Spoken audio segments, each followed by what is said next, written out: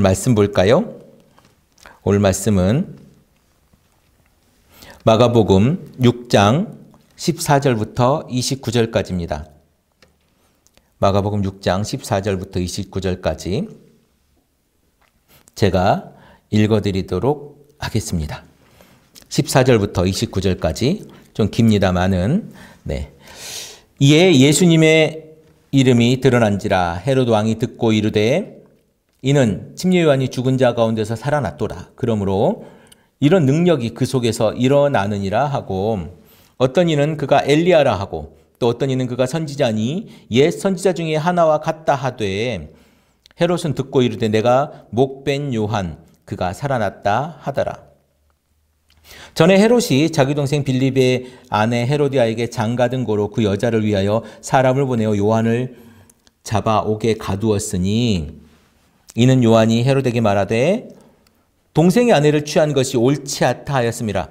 헤로디아가 요한을 원수로 여겨 죽이고자 했을 때 하지 못한 것은 헤롯이 요한을 의롭고 거룩한 사람으로 알고 두려워하여 보호하며 또 그의 말을 들을 때에 크게 번민을 하면서도 달갑게 들음이라.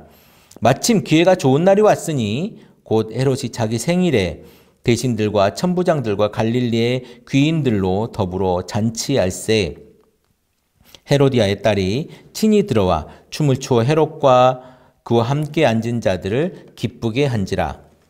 왕이 그 소녀에게 이르되 무엇이든지 내가 원하는 것을 내게 구하라 내가 주리라 하고 또 맹세하기를 무엇이든지 내가 내게 구하면 내 나라의 절반까지라도 주리라 하거늘 그가 나가서 어머니에게 말하되 내가 무엇을 구하리이까? 그 어머니가 이르되 침례 요한의 머리를 구하라 하니 그가 곧 왕에게 급히 들어가 구하여 이르되 침례 요한의 머리를 소말에 얹어 내게 주시기를 원하옵나이다 하니 왕이 심히 근심하나 자기가 맹세한 것과 그 앉은 자들로 인하여 그를 거절할 수 없는지라. 왕이 곧 시위병 하나를 보내어 요한의 머리를 가져오라 하니 그 사람이 나가 옥에서 요한을 목베어 그 머리를 소반에 얹어다가 소녀에게 주니 소녀가 그것을 그 어머니에게 주니라. 요한의 제자들이 들고 와서 시체를 가져다가 장사하니라. 아멘. 네. 오늘 우리는 비대면 예배로 오늘 말씀을 같이 나누고 있습니다.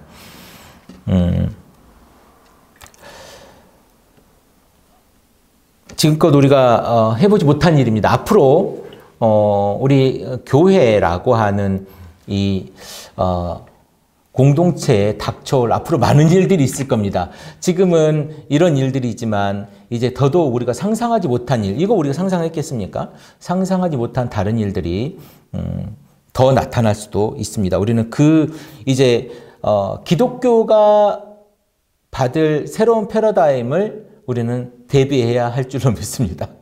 네, 앞으로 닥쳐올 많은 일들이 있어요. 지금껏 기독교가 이런 일이 있을 줄 알았겠습니까? 그런데 이런 일이 있었고 앞으로는 더 우리가 상상할 수 없는 일이 다가올 겁니다. 거기에 우리가 먼저 대처하지 못하면 교회는 그 충격에 아마 쓰러지고 말지도 모릅니다. 어쩌면 지금 대한민국의 교회가 모래 위에 지은 성이 아닐까라고 하는 생각도 제가 해봅니다. 우리가 조금 더 고민하고 교회라고 하는 이 교회 공동체가 어떻게 자리매김을 대한민국 인간들이 사는 이 세상에서 교회라고 하는 이 공동체는 어떻게 자리매김할 건가를 고민하는 그런 세대이면 좋겠다 싶습니다. 네. 오늘 말씀은 예수님이 제자를 둘씩 보내고 귀신을 쫓아내고 병자를 고치고 복음을 전하고 나서의 이야기입니다. 오늘 첫 번째 누가 등장합니까? 헤롯이 등장하죠. 예수 이름이 널리 알려지니 라고 기록합니다. 우리가 복음을 전하고 우리가 사랑을 전하고 이웃을 치유할 때 우리의 이름이 아니고 예수의 이름이 알려져야 합니다. 우리는 지금껏 교회에 사람이 많이 와서 교회가 부흥하고 그 교회의 부흥함으로 인해서 교회가 잘됐다, 성공했다, 큰 교회다, 큰 교회 목사다, 대단한 목사다, 이런 이야기를 듣고 싶어 했죠. 그리고 많이들 그런 이야기를 들었죠. 우리 교회가 가야 할 길, 우리 교회가 이제 가야 할 그 방향성, 그것에 대해서 고민해 볼 시기입니다. 무엇이냐면 지금 우리가 첫 번째 이 구절, 예수의 이름이 들리니, 예수가 나타나야 된다는 거예요. 지금껏 우리는 어떻게 전도했습니까? 회개하라, 천국이 가까이 왔느니라 라고 예수님의 말씀을 전하라 하고, 귀신을 쫓아내는 권능을 주시고, 그리고 기름을 부어 병자를 고치게 하는 그 능력까지 주셔서 예수님의 제자들이 나가서 전도했죠. 그리고 전도하고 나서 누구의 이름이 들렸습니까? 베드로의 이름이 들렸습니까? 요한의 이름이 들렸습니까? 야고보의 이름이 들렸습니까? 그러면 누구의 이름이 들렸습니까? 예수의 이름이 들렸습니다. 내 이름이 아니고 예수의 이름입니다. 우리는 누구의 이름이 들려야 돼요? 지금 대한민국의 교회 안에서 우리가 궁극적으로 우리가 신앙생활을 하면서 나타내야 될 그 한 이름이 있단 말이에요. 그 이름이 김아무개입니까? 이아무개입니까? 박아무개입니까? 우리가 우리 이름을 위해서 전도합니까? 아니면 어찌 보면 우습겠지만 더 채플 커뮤니티라고 하는 이 이름을 위해서 전도합니까? 여러분, 전도의 의미와 목적이 뭐예요? 왜 전도해요? 오늘 분명하게 얘기하잖아요. 전도를 했더니 뭐가 나타나요? 예수의 이름이 나타납니다. 예수의 이름이 들립니다. 전도했더니 예수가 보입니다. 우리의 전도는 어떤 전도입니까? 지금껏 우리는 어떻게 전도했습니까? 오늘 우리는 어떻게 전도했습니까? 아니, 어제는 어떻게 전도했습니까? 내일은 우리 어떻게 전도할 겁니까? 내가 살면서, 내가 하루하루 살아가면서, 내가 말씀대로 하루를 지내면서 우리를 통해서 보여질 그 이름이 무엇이냐 이겁니다. 누구냐 이겁니다.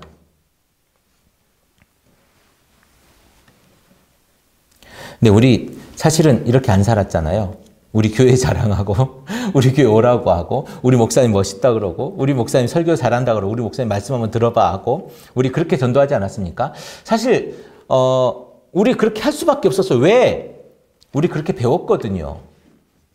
교회 자랑하라고 배웠고요. 목사님 설교 자랑하라고 우리 그렇게, 저도 어릴 때 그렇게 배웠어요.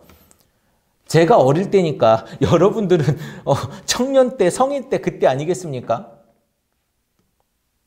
우리 그렇게 배웠잖아요. 그래서 그렇게 한 거예요. 근데 이제는 우리가 성경을 보잖아요. 이제는 우리가 성경과 성경 속에 있는 무슨 이야기들을 하는지, 성경이 무슨 이야기를 하는지 조금 더 열어보잖아요. 예전에는 커튼 겉에 있는 그 커튼 안에, 아니 밖에 있는 그림만 봤지만 그 안에 도대체 무엇이 있는지 우리가 커튼을 열어봤잖아요. 아니, 그렇게 열어볼 거잖아요. 지금 그 커튼을 열고 한 발짝 들어서는 여러분들이 그 자리에 있어야 됩니다.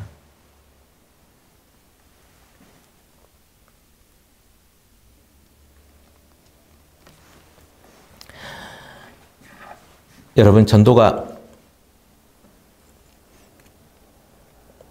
교회에 사람을 많이 오기 위함은 아닙니다. 전도가 우리 교회 이 자리에 사람을 많이 채우기 위함이 아니에요. 전도는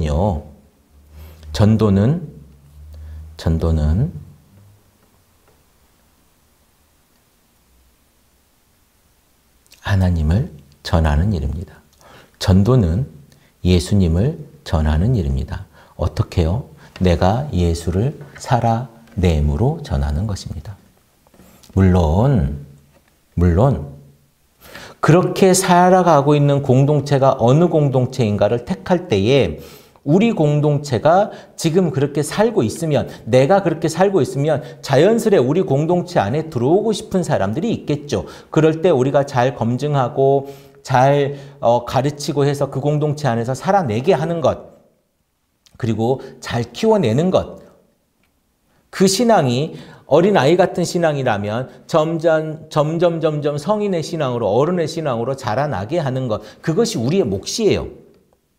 우리 교회 오지 말아라 이 얘기가 아니고, 우리 공동체에 속하게 된 그 사람들에 대해서 우리가 잘 양육해 나가는 것도 우리의 몫이라는 거죠.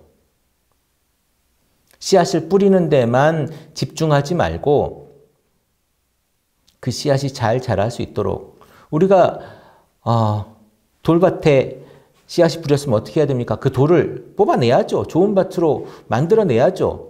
가시밭이 있으면 어떻게 합니까? 가시를 걷어내야죠. 그래서 그 밭을 좋은 밭으로 만들어내는 거 아니겠습니까? 길가밭을 어떻게 해야 됩니까? 땅을 파서 밑에 있는 좋은 땅을 위로 올려내야 되지 않겠습니까? 안 되는 게 아니라 좋은 밭을 만들어내는 겁니다. 우리가 그런 공동체가 돼야 된다는 거예요. 우리 공동체 안에 들어오는 사람에게 그러한 일들을 우리가 해내야 돼요. 그러니 쉽겠습니까? 돌 뽑는 거 쉬워요? 돌 이만한 바위가 있는 그 바위를 뽑아내는 게 쉽습니까? 너무너무 어렵습니다. 그러면 길가처럼 딱딱하게 수십 년, 수백 년 동안 마차와 자동차들이 다니면서 다져놨던 그것을 다시 파내서 부드러운 흙으로 만들고 그 안에 있는 부드러운 흙을 찾아내기가 쉽겠습니까? 가시덤불을 걷어내는 게 쉽겠냐고요. 그런데 우리 공동체가 해야 되는 일은 그런 일이라는 거예요. 상처받은 자가 여기에서 위로받고, 상처받은 자가 이곳에서 치유받고, 아픔 있는 자가 여기에서 쉬고, 힘든 자가 여기에서 쉬고 위로받고, 그렇게 가는 공간이 우리 공간이어야 되는 거예요. 우리 그렇게 만들 자신으로 이거 우리 더 채플 커뮤니티 시작한 거잖아요. 허우적대지 맙시다. 우리의 전도에서는요, 오로지 예수만 보여야 됩니다. 우리의 신앙에서는요, 오로지 예수 이름만 나타나야 되는 줄로 믿습니다. 예수 이름이 널리 알려졌다. 이렇게 우리 지금 첫 문장 하면서 하고 있는데요.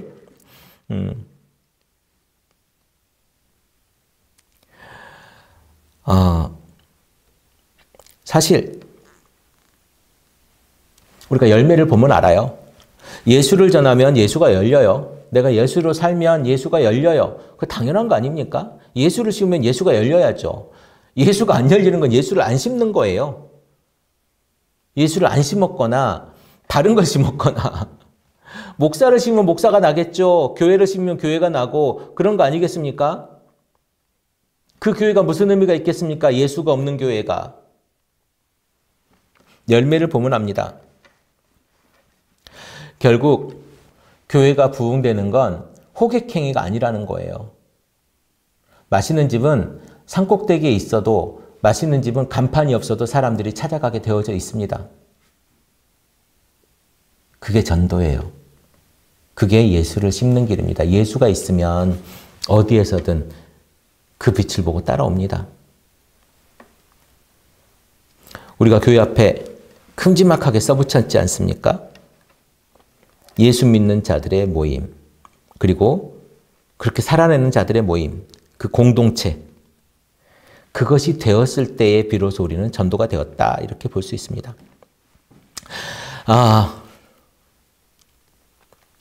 우리 교회 더 채플 커뮤니티는 그런 사람들의 모임입니다. 그렇게 삶을 예수로 살아내는 사람들의 모임. 전도를 입으로 하지 않고 전도를 삶으로 하는 사람들의 모임. 그래서 내 삶에서 예수가 보이는 사람들의 공동체, 그게 더 채플 커뮤니티예요.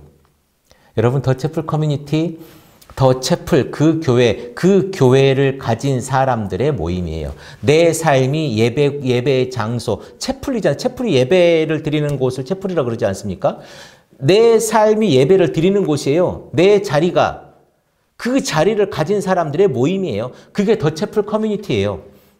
영어로 하니까 뭐가 좀 있어 보이나요? 복잡해 보이나요? 아주 단순합니다. 그 삶을 가진 사람들의 모임이에요.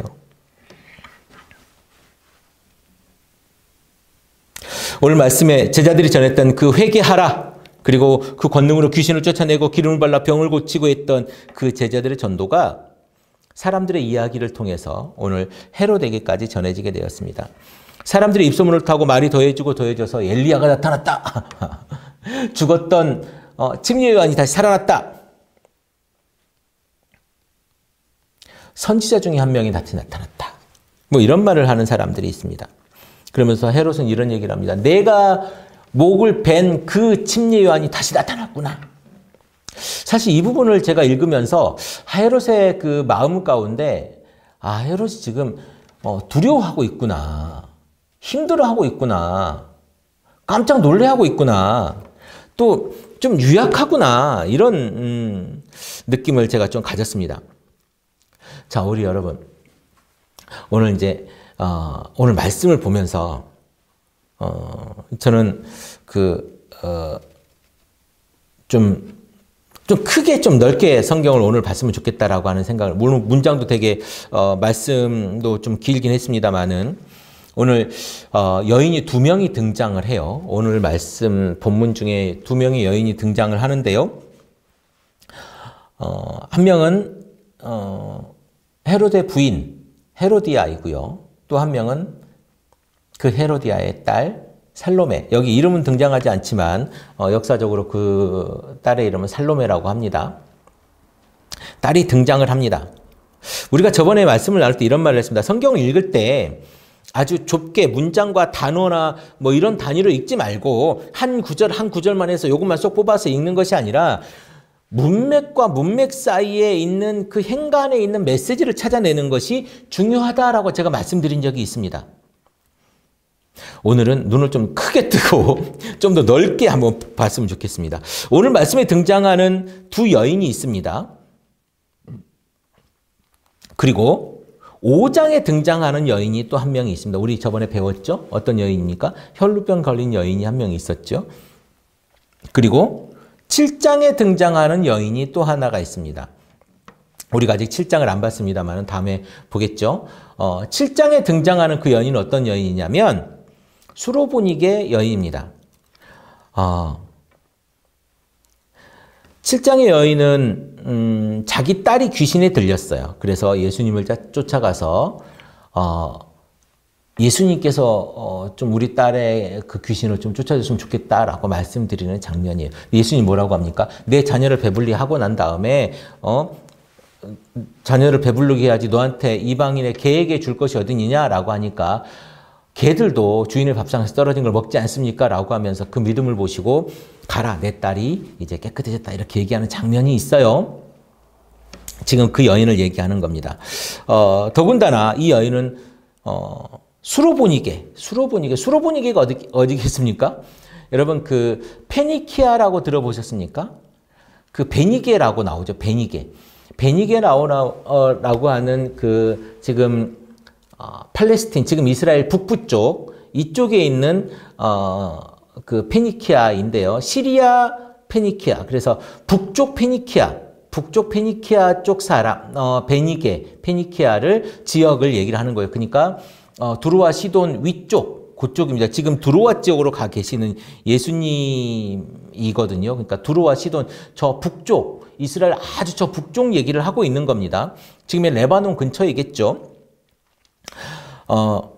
거기에서 예수님이 이제 드로아에 가서 쉬려고 아무도 알리지 않고 좀 쉬려고 했는데 이 수로보니게 여인이 찾아옵니다. 찾아와가지고 우리 딸 좀 구해 주십시오라고 얘기를 해요.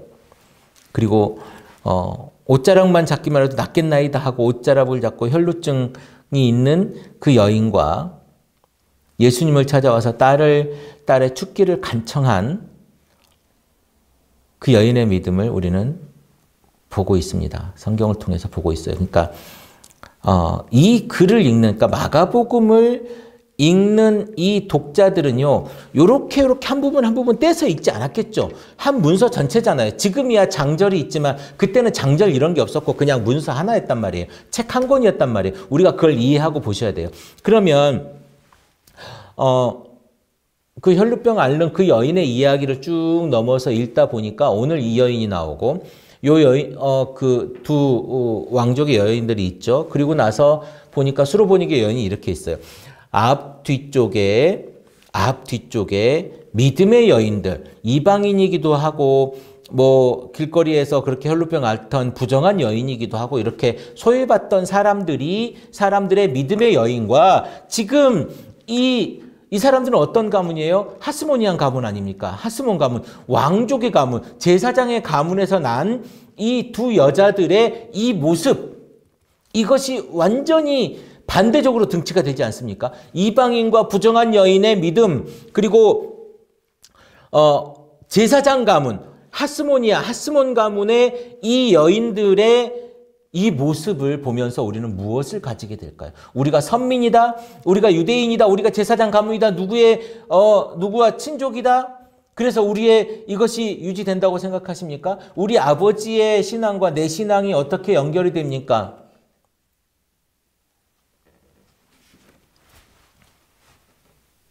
믿음의 여인을 앞뒤에 배치를 하고요. 마가는요. 뒤와 앞에 다가올 여인을 배치를 하고 그 사이에다가 악마와 같은 심성을 가진 헤로디아와 사이코패스 같은 살로메, 헤로디아의 딸의 행동을 보면서 믿음이 어떤 것인지, 믿는 사람의 모습이 어떤 것인지, 믿는 사람은 어떻게 행동하고 생각하는지 그것을 보여주려 했던 것이 아닌가라고 하는 생각을 제가 해봤습니다. 사실 시간적으로 예수님의 공생의 기간과 지금 요한에 잡히고 또 죽고 하는 이 시간이 이 자리에서 살짝 어울리지는 않아요. 역사적으로 이렇게 시간들을 따져보면 지금 이 시기에 역사적인 배치가 아니라는 거예요. 그런데 지금 이 자리에 배치했던 마가의 의도, 이건 우리가 좀 고민해 볼 필요가 있다. 그래서 제가 이렇게 문맥상의 이야기를 말씀드리는 겁니다. 마가가 왜 생뚱맞게 전도하고 와서 그 다음에 이제 5,000명을 먹이는 기적이 나오는데 그 사이에 갑자기 생뚱맞게 누굽니까? 심리요한의 죽음, 헤롯의 이 생일잔치 이야기가 들어갔을까요? 저는 이 큰 틀에서 한번 봤으면 좋겠다라고 하는 겁니다. 오늘 우리의 믿음을 봅시다. 우리의 믿음은 오늘 우리 예수를 믿고 따라가면 구원을 받는다. 그것 아닙니까? 우리가 예수를 믿고 따라가면 구원을 받는데요. 예수의 저 옷자락만 만지기만 해도 내가 낫겠다라고 하는 그 믿음을 가진 여인처럼 내가 예수님을 만지고 있는가? 예수님을 만져보려고 노력했는가입니다. 믿으면 행동해야지요. 내가 이 물을 마시면 목이 시원할 거다라고 하는 믿음이 있는 거잖아요. 그건 아는 게 아니거든요. 믿는 거예요. 당신이 주는 그 물을 먹으면 내가 아무런 문제 없이 내 갈증 해소될 거라고 하는 그 믿음으로 당신이 주는 물을 마시는 거예요. 의심하면 뭐 탔나 한번 쳐다보겠죠. 안 그렇습니까? 의심나면 쳐다봐요. 그런데 믿으면 그냥 마시는 거예요. 그래서 우리가 안 마시면 뭐라고 합니까? 나 못 믿어? 이러잖아요. 그런 건 믿고 마시는 거예요. 믿음이에요, 그거는. 수로보니게 여인은요, 이방인임에도 불구하고 소문을 듣던 귀신을 쫓고 병자를 고치고 말씀으로 능력을 일으키는 그 예수님을 만나면 귀신 들린 우리 딸이 깨끗해지겠다, 낫겠다 하는 그 믿음을 가지고 예수님 그 발 밑에 엎드렸어요. 여러분 그 믿음으로 예수님 앞에 엎드려 본 적이 있습니까? 사실 우리는 그런 믿음이 아닌 것 같아. 우리는 어떻게 사냐면 우리는 예수님을 잘 믿으면 잘 살겠다라고 하는 믿음. 예수님이 어쩌면 우리의 욕망의 산물이지 않을까라는 생각도 해봅니다. 여러분들의 믿음의 산물은 무엇입니까? 여러분들이 예수를 왜 믿습니까? 질문해야 돼요. 그리스도인은 매일 질문해야 되고 순간순간 질문해야 됩니다. 나는 왜 이런 행동을 하는가? 내가 예수 믿는 사람으로서 이 행동을 하는 것이 맞는가? 질문해야 돼요. 선택할 때마다 질문해야 돼요. 이것이 옳은가 저것이 옳은가? 이것이 성경과 일치하는가? 이것이 성경과 일치하는가? 내 선택의 그 순간순간마다 질문을 해야 되는 겁니다. 그리스도인은 질문하는 사람이어야 돼요. 내 삶에 끊임없이 질문해야 됩니다. 모르면 기도해야 돼요. 하나님 어떻게 할까요?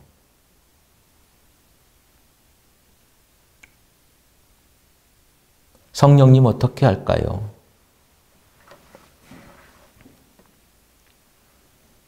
자녀의 떡을 취하여 개에게 던짐이 마땅치 아니하다라는 말을 들어도 딸을 사랑하는 그 마음과 예수가 하시면 될 것이라는 그 믿음을 가지고 그곳에서 예수님 발 앞에 엎드렸던 그 여인입니다. 우리는 이 두 여인을 보면서 많은 깨달음과 도전을 받을 수 있습니다. 나는 그럴 수 있나? 나는 그랬나? 정말 예수 믿으면 정말 내 천국 가나?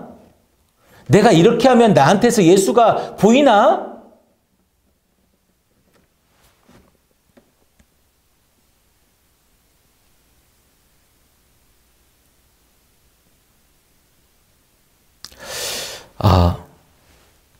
오늘 나오는 두 여인은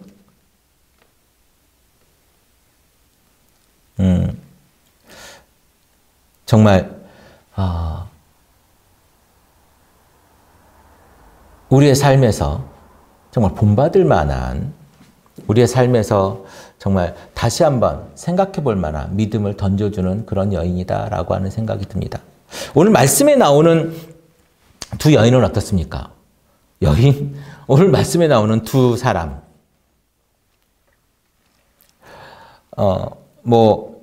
역사가 요세푸스라고 하는 역사가의 기록과는 조금 차이가 있기는 하지만 오늘 우리가 성경 안에 기록되어져 있는 이 목적, 독자들이 읽어야 될 그 이야기를 알고자 하는 그 목적, 이야기를 전하고자 하는 그 목적대로 우리가 한번 이야기를 들어보려고 합니다. 그래서 성경에 기록된 의도와 메시지를 한번 살펴보려고 해요. 오늘 나오는 이 두 사람,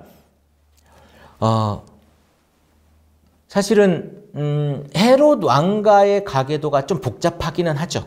제가 예전에 우리 그런 얘기 했잖아요. 막 가계도 하면 누구의 아들이고 누구의 딸이고 누구랑 결혼했고 좀 복잡하기는 한데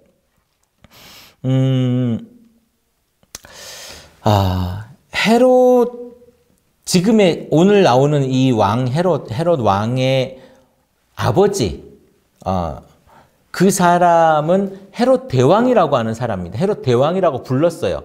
근데 그 아들 중에 헤롯이 많아. 그리고 딸도 헤롯이에요. 근데 여자 이름이기 때문에 헤로디아예요.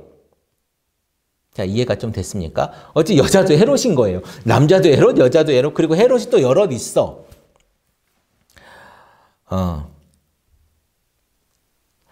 이 헤롯 대왕한테는 부인이 몇 명이었을까요? 부인이 10명이었습니다. 근데 잠깐 설명을 하면 헤롯 대왕의 손녀, 헤롯 대왕의 손녀, 헤롯 대왕의 아들의 딸입니다. 헤롯 대왕의 아들의 딸. 그쵸? 헤롯 대왕의 아들의 딸이니까 손녀가 되겠죠? 이 손녀가 헤롯 대왕의 부인 미리암 2세의 아들 빌립하고 결혼을 합니다. 그러니까 자기 삼촌하고 결혼을 하는 거예요. 아버지의 이복 형제니까 삼촌이죠. 삼촌하고 결혼을 합니다. 그리고 오늘 춤췄던 살로메를 낳지요. 그런데 오늘 또 헤롯 안티파스, 이 또 삼촌이에요. 이 사람도 삼촌이에요. 이 삼촌하고 다시 결혼을 합니다. 빌립을 버리고 삼촌하고 다시 결혼을 해요.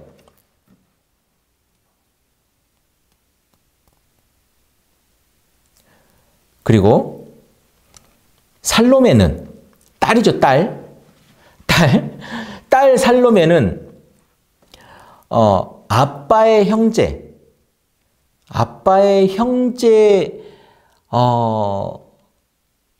그러니까 그렇죠. 아빠의 형제와 또 딸은 결혼합니다.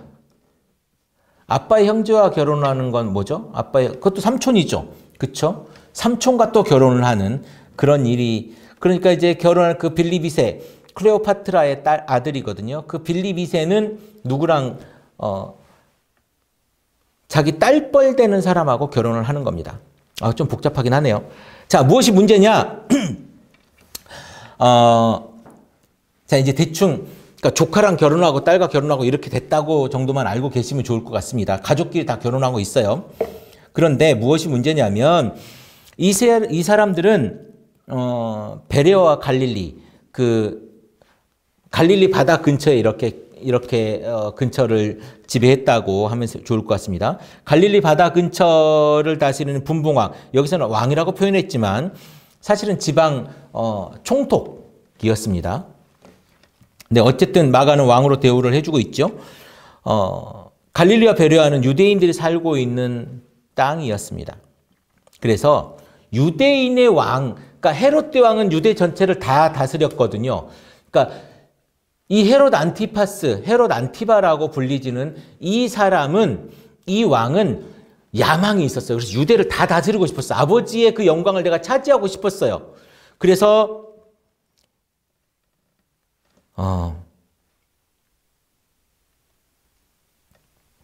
열심히 노력했습니다. 그런데 이제 유대 땅에 있는 사람은 누구랑 이방이랑 결혼하면 되겠습니까? 유대인이면 유대 사람하고 결혼해야 되겠죠. 이방인하고 결혼하면 안 되겠죠. 이것이 자신들의 법 아닙니까? 그런데 누구랑 결혼했냐면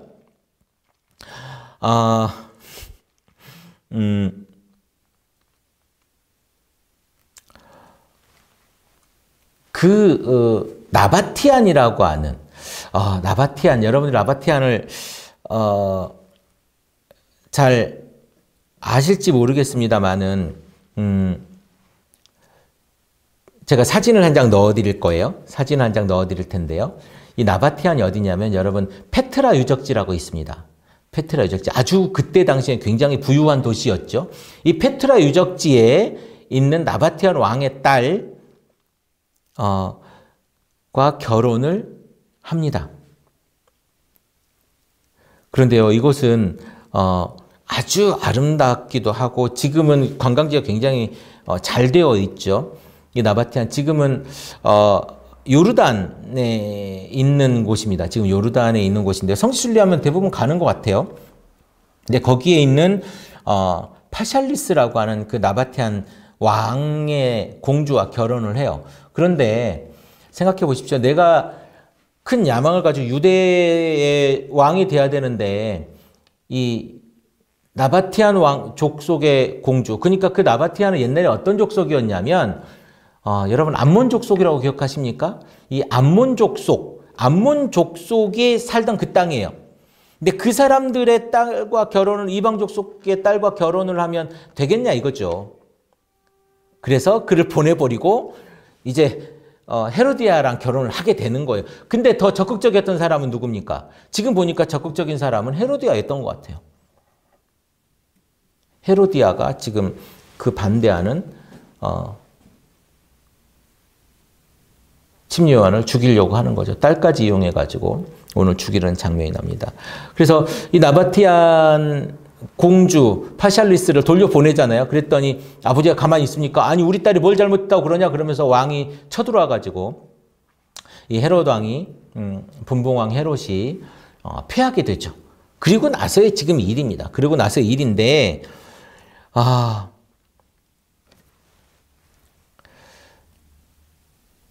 제가 역사를 조금, 이야기를 방금 했습니다마는 이 이야기가 말라기 선지자 이후에, 선지자들이 없었어요, 사실은. 그때 이제 무력으로 이겼던 이런 많은 사람들도 있고, 뭐 400년 동안의 이제 침묵 기간이 있습니다만은 그 이후에 나타난 사람이 침례 요한이고 그 이후에 나타나신 분이 예수님이란 말이에요. 그러니까 이 사이에 지금 사람들이 깜짝 놀라고 선지자가 나타났다, 뭐 엘리야가 나타났다, 지금 이러고 있는 거죠. 어쨌든 헤로디아의 남편 헤롯의 야망보다 더 야망이 컸던 사람이 저는 헤로디아가 아닌가 라는 생각이 들고요. 지금 이 정도의 배경 지식, 역사적 배경 지식을 가지고 이 이야기를 보면 조금 낫지 않을까 해서 제가 말씀을 드리는 겁니다. 그런데 그런 야망을 가지고 있었던 이 여인에게 침례 요한이 그거 잘못됐다! 왜냐하면 죽은 동생과 죽은 형의 형수와 제수를 데리고 살아서 이제 결혼을 하고 하는 것은 성경에 있는 거지만 살아있는 사람의 형수와 제수를 데리고 사는 것은 안 된다라고 레위기에 나와 있지 않습니까? 율법에 나와 있는 거예요. 지금 이 사람들은 율법을 저지르고 있는 거고 율법을 범하고 있는 거예요. 그런데 이 사람들은 왜 그랬을까요? 지금 헤로디아는 어디 사람이에요? 로마 시민권을 가진 사람입니다. 그러다 보니까 로마 시민권을 가진 사람이다 보니까 자기를 누구라고 생각해요? 로마 사람이라고 생각해요. 그러다 보니 이런 일들이 자연스러운 거예요. 정체성은 유대인인데 나는 그렇게 생각한다니까요. 거기서 그래 생각해줘요? 안 해줘요? 안 해줘요. 그래서 지금 헤롯 지금 이 남편도 나중에 네로가 죽지 않습니까? 네로가 죽고 나서 일정 부분 시간 후에 자기 동생에게 배신당해가지고 유배된 다음에 39년에 죽지 않습니까? 자기들이 유대인인 로마인인 줄 알지만 로마인이 아니에요. 로마인의 그냥 하수꾼일 뿐이에요. 하수인일 뿐이에요. 그저 그들이 시키는 대로 하고 세금 걷어다 주고 여기에서 그냥 자리 보존하고 있는 것일 뿐이에요.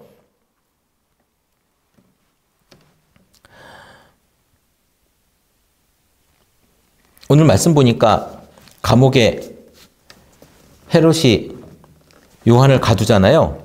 근데 그 가두는 것이 헤로디아가 그 침례 요한을 죽일까봐 침례 요한을 보호하는 방편으로 그렇게 해놓은 것 같습니다. 그런데 오늘 헤로디아의 딸이 많은 남자들 앞에서 춤을 추고 그들을 즐겁게 했다고 합니다.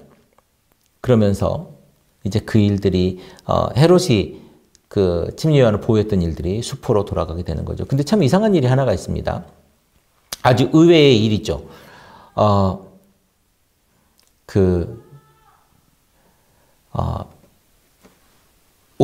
공주가 많은 남자들 앞에서 춤을 춘다. 근데 우리가 지금 생각할 때 이런 춤이 아니에요. 여러분 생각하기에 이런 춤이 아니고요. 여기에 보니까 즐거웠다, 즐겁게 했다라고 이야기를 합니다. 어떻게? 거기 있는 모든 사람들을 즐겁게 했다. 무엇으로? 성적으로 만족하게 해줬다라는 거예요. 그것이 꼭 어떤 행위인지는 모르겠습니다. 그 춤으로 인하여 그것들을 즐겁게 했다라고 하는 이야기예요.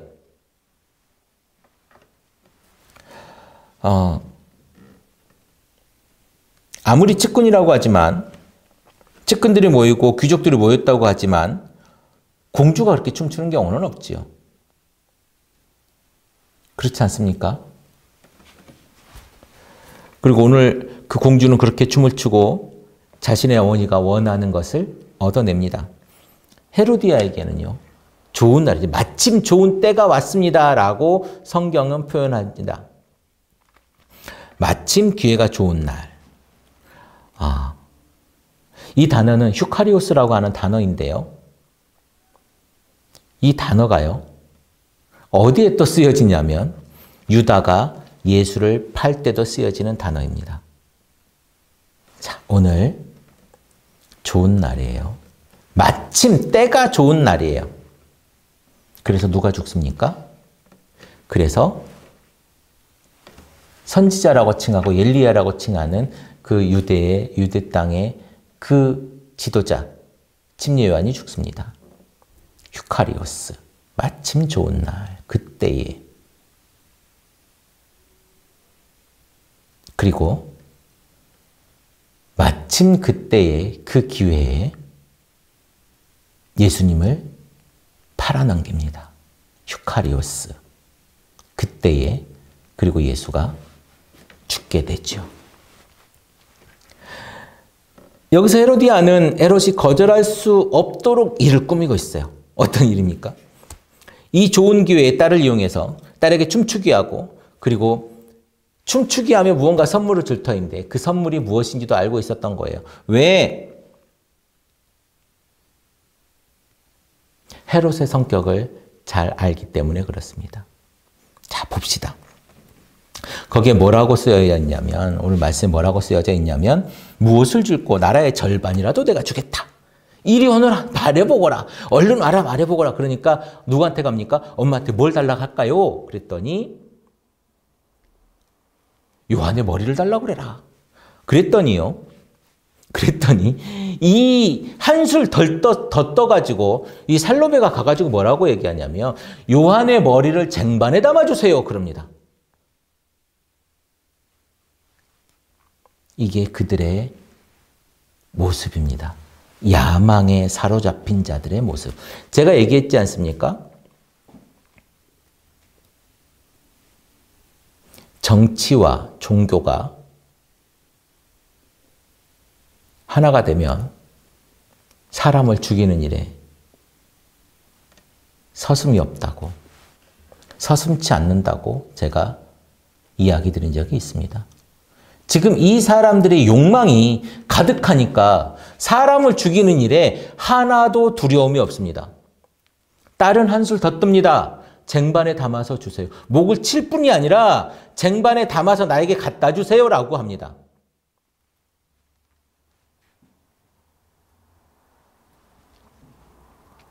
무엇을 줄고 나라의 절반이라도 내가 주겠다라고 하는 이야기 어디서 많이 들었습니다. 어디서 많이 들었습니까? 여러 군데 나오긴 합니다만은 에스더서에 많이 나옵니다. 에스더서에 3번이나 나오죠. 에스더가 하만의 모함으로 모르드게가 유대인들을 다 죽게 만들려고 하죠. 그래서 장대를 높이 달고 모르드게를 달아내려고 하지 않습니까? 그럴 때 에스더가 나오죠. 에스더가 왕 앞으로 나가니까 그 아름다움에 아하수에로 왕이 반하죠. 그 반해서 이리 오시오. 소원이 무엇이오? 요구가 무엇이오? 나라의 절반이라도 내가 주겠소. 라고 말하는 장면이 에스더 5장 3절에 나옵니다. 그리고 5장 6절에도 똑같은 말이 나오고요. 7장 1절에도 나옵니다. 왕이 말하는 일련의 약속 같은 거죠. 여러분 보세요.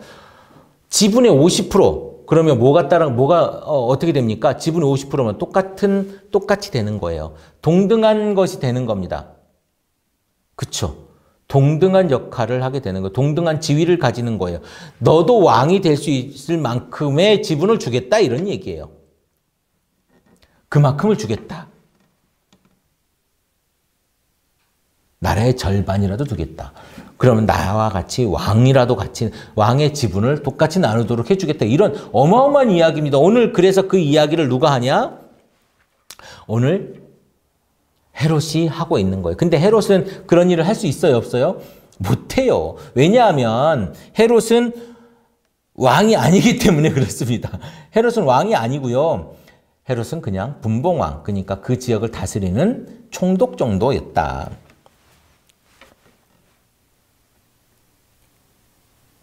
그곳은 생일 파티가 있는 곳이었습니다. 그리고 생일 연회가 열리는 생일잔치죠. 그리고 최고의 귀족들, 그리고 측근들이 모여 있었습니다. 얼마나 아첨이 좋았겠습니까? 멋있습니다. 최고입니다. 환상입니다. 뭐 이러지 않았겠습니까? 예루살렘은 거기에 취했습니다. 그리고 이렇게 누워가지고 이렇게 음식을 먹는데 술을 안 먹었겠습니까? 포도주에 취하고 아첨에 취하고 소녀의 춤에 취하고 성에 취하고 취해버렸습니다. 기분에 취하고 그래서 자기가 누군지도 몰라요. 그래서 그런 이야기를 해버린 겁니다. 자기가 누군지 망각해버리는 거예요. 취하면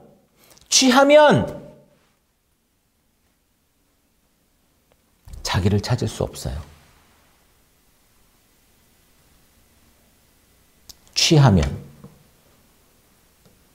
요즘 성공한 사람들이 타락하거나 잘못한 경우를 우리가 뉴스에서 종종 보지 않습니까? 소위 성공했다고 하는 사람들, 그러니까 돈을 많이 번 사람들. 함부로 해도 된다고 생각해요. 사람을 때리기도 하고, 사람에게 욕하기도 하고, 돈 얼마 줄 테니까 어떻게 해라라고 얘기하기도, 차로 발을 밟고 가기도 하고,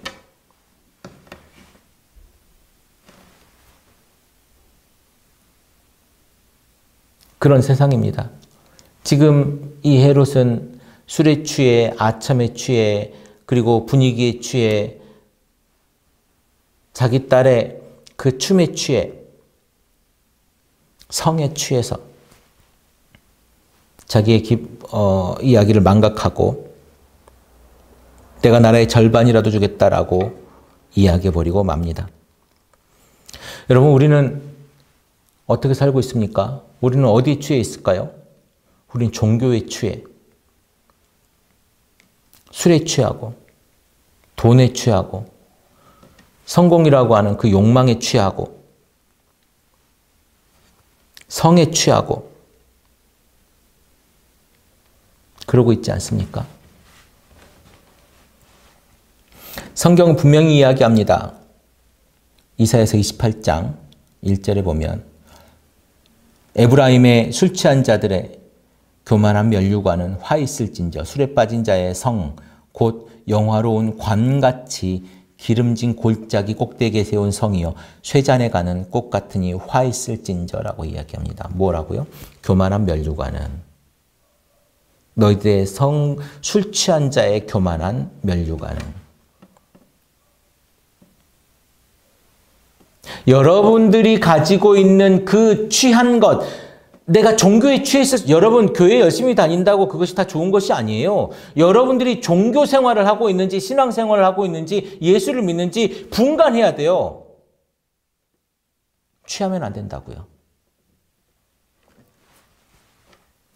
잠언서 16장 18절 볼까요? 교만은 패만의 선봉이요 거만한 마음은 넘어짐의 앞잡이니라라고 이야기합니다. 내가 됐다, 내가 섰다, 내가 한다, 내가 했다라고 했을 때 넘어짐을 보시라는 거예요.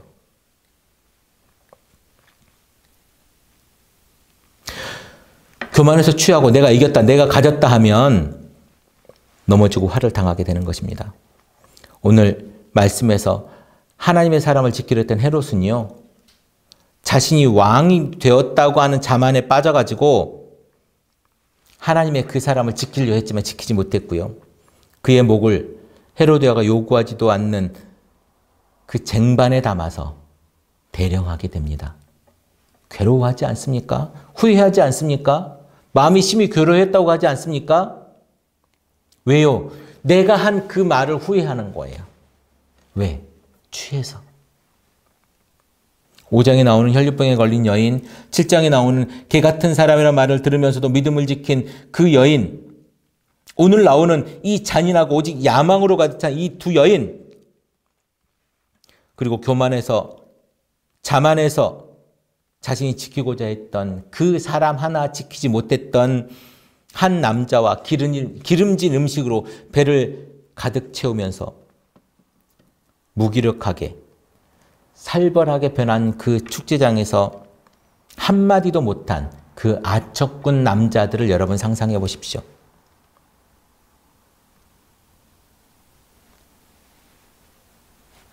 우린 거기서 무엇을 깨달을 수 있습니까? 교만은 패망의 지름길입니다.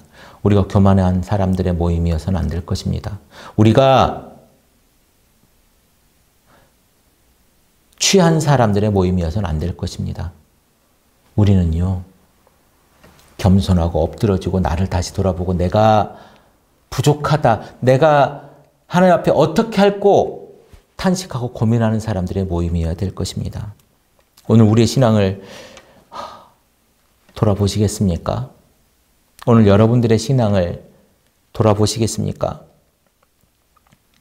세상의 성공과 세상의 그 향락과 세상의 그 욕망에 취해서 하나님의 것, 하나님이 보내신, 아니 예수님이 보내신 그 성령님의 그 이야기를 우리가 듣지 못하고, 아니 그 성공에 취해서 그 성령님의 우리가 목을 치지는 않았는가?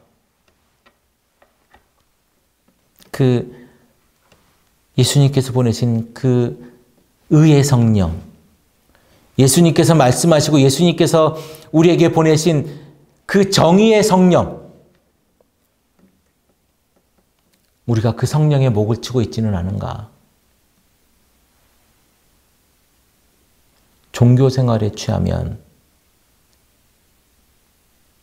나와 함께 있는, 내가 지키고자 하는 그 성령의 목을 우리가 치게 되는 걸 수도 있습니다. 욕망에 사로잡혀서, 욕심에 사로잡혀서 예수를 십자가에 매달았던 그 사람들처럼 우리는 지금 우리와 함께 하고 있는 그 성령님을 어떻게 대하고 있습니까? 내가 지키려고 하는 그 신앙의 그 뿌리를 어떻게 여러분들은 하고 있습니까? 여러분, 오늘 이제 주일 아침인데요. 주일 아침. 오늘 우리가 이 말씀을 들으면서 내 신앙을 돌아보면서, 나는 지금, 아니 내 신앙이 아니죠. 내 삶을 돌아보면서 나는 오늘 무엇에 취해 있는가? 나는 무엇을 취하기 위해서 달려가고 있는가? 내가 취해야 될 것이 무엇인가? 오직 성령의 새 술에 취하라. 우리가 취해야 할 것은요, 오직 우리가 달려가야 될 것은요, 성령의 새 술에 취해서 표대를 향해 달려가는 것일 뿐입니다. 그것이 우리의 사명이에요. 오늘 우리 더채플 커뮤니티 가족은 신앙을 지키기 위해 지금 우리가 가지고 있는 그것들을 지금 내려놓고, 내가 취하려고 내 욕망의 그것들을 내려놓고 다시 성경으로 돌아가서 성경에서 말하고자 하는, 성경에서 말하는 그 의의 성령, 정의의 성령, 십자가의 그것, 그리고 주님께서 말하는 자기 십자가에 취하고 자기 십자가를 지고 내가 살아야 할 거룩한 그 삶이 무엇인지 돌아보는 삶을 사시기를 소망합니다. 오늘 말씀 가운데 정말 4명의 그 여인들 중에 혈우병 걸린 여인과 수르보니게 여인처럼 정말 자신의 신앙 그거 하나만 붙잡고 우리가 그 길을 갈 수 있도록 기도하시길 바라겠습니다. 기도하시겠습니다. 사랑의 아버지 하나님, 은혜를 감사를 드립니다. 오늘 우리 가운데 주님 함께 하시고 주님께서 주시는 그 말씀으로 말미암아 우리가 다시 설 수 있도록 주님 인도하여 주옵소서. 감사드리며 예수님 이름으로 기도드렸습니다. 아멘.